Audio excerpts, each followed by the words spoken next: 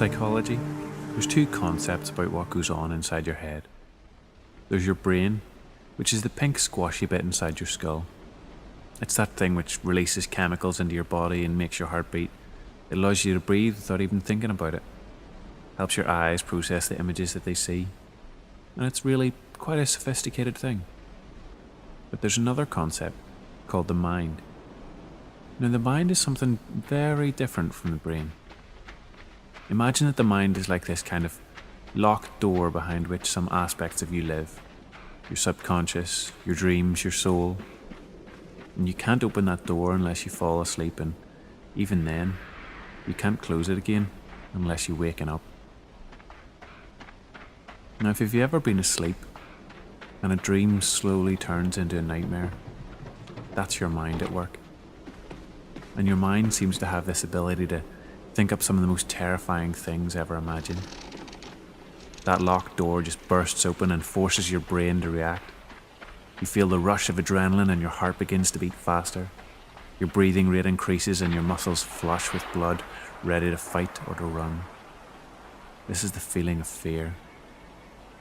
This sudden rush keeps growing and cascading until your body can't take it anymore, and you awaken in a flash, drenched in sweat, gripped with terror, filled with a desire not to close your eyes for as long as you can fight off the tiredness.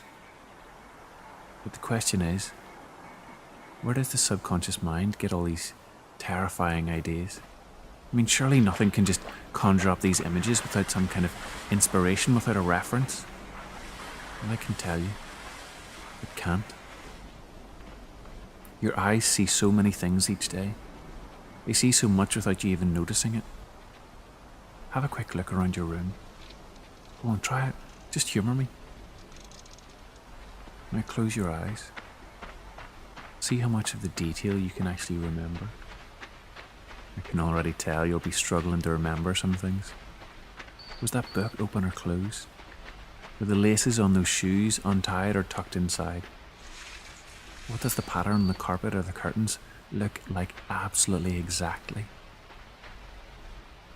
Now open your eyes and see how much detail you've missed.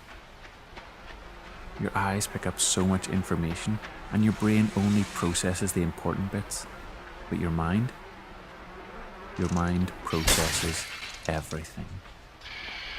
When your brain processes the important aspects of what you see, it picks up on some things, but at times it also chooses to purposefully leave out some things.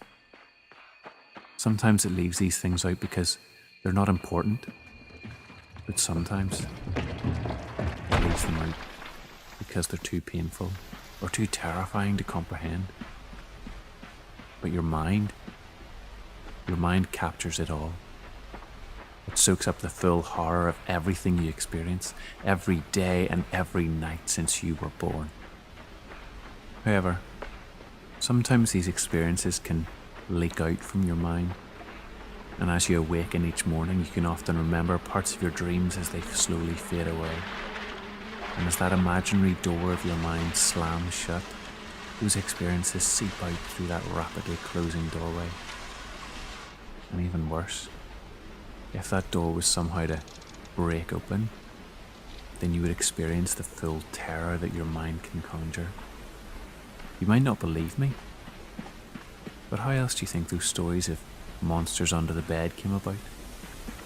What about ghosts and ghouls? It's because they're real. These things appear when you're in the dark, and they stand over you when you're asleep. Your eyes see it, and your brain doesn't let you recognize it because it's too horrific to comprehend. But your mind sees it all. Your mind sees these things and it stores them to terrify you when you're asleep. That's why you dream of these beasts late at night. These things that make you toss and turn, they're real. And so now that you know the truth, what do you think you could have missed when you looked around the room?